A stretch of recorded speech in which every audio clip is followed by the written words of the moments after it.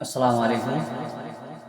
তো বন্ধুরা, আমাদের পরিবেশে বা আমাদের আশপাশে এমন কিছু লোক আছে যারা প্রতিনিয়ত আমাদেরকে দিনের পথে বা ভালো কাজের পথে আমাদেরকে দাওয়াত দেয় এবং আমাদেরকে ডাকে, আমাদেরকে ভালো কাজের আদেশ করে, খারাপ কাজে নিষেধ করে। কিন্তু আমরা ম্যাক্সিমাম টাইম চেষ্টা করি তাদেরকে এড়িয়ে চলার, বা আমরা তাদেরকে এড়িয়ে চলি, বা আমরা বেশি বেশি তাদের সঙ্গ লাভ করতে চাই না।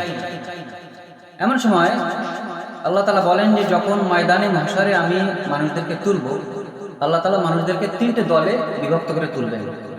একটা দল সামনে থাকবে, যারা হচ্ছে নবী আলাইহিস সালামদের দল। আর একটা দল থাকবে ডান দিকে, যারা হচ্ছে নেককার বান্দাদের দল। আর একটা দল থাকবে বাম দিকে, যারা হচ্ছে বদকার বান্দাদের দল। বলা হচ্ছে এই সময় কিছু বদকার বান্দা তারা নেককার বান্দাদের দলভুক্ত হওয়ার চেষ্টা করবে, মানে তারা নেককারদের সঙ্গে মিশে যেতে চাই। তো সূরা ইয়াসিনের মধ্যে বলা হয়েছে এমন সময় আল্লাহ রাব্বুল আলামিন আওয়াজ দিবেন, সালামুন কাওলাম মির রাব্বির রহিম, মানে আল্লাহর পক্ষ থেকে হে আমার নেক বান্দারা, তোমাদের প্রতি সালাম।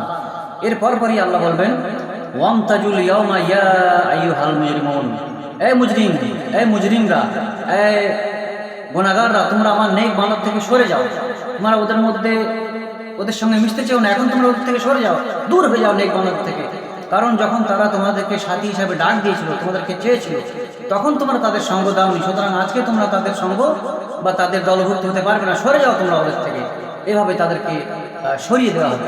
সুতরাং আমরা যতক্ষণ হায়াতে আছি আমরা চেষ্টা করব আল্লাহ পাকের নেক বান্দা এবং সালেহ বান্দাদের সোহবত হাসিল করবার। শুকরিয়া।